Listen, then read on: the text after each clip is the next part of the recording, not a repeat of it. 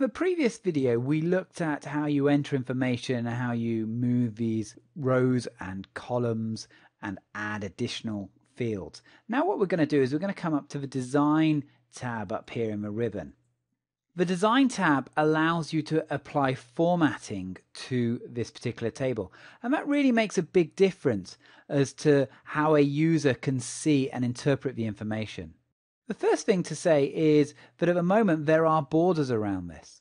I can right click, in fact let's select the whole table. I can right click and now you can see that the actual borders and shading here, if I click on this, I can see that there is a border around every single cell. Here we go, those are each of the cells and there's a border all around it. I can just click on this and remove it all.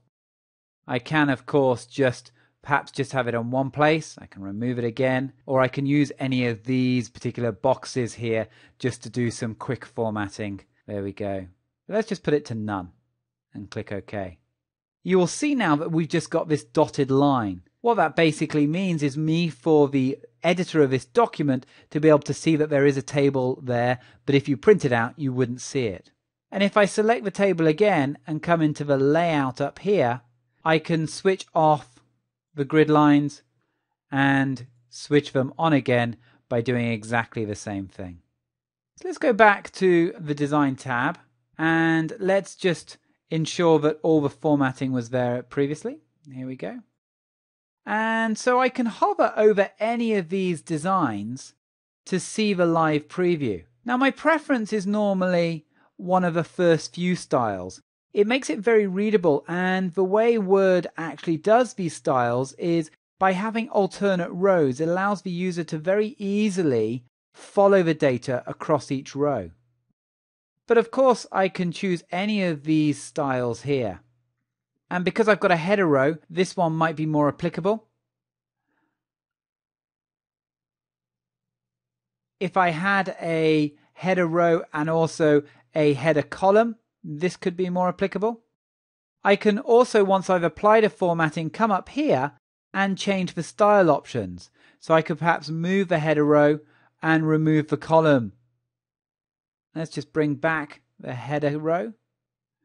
I could make it total row, so it means at the very bottom here it's expecting there to be a total.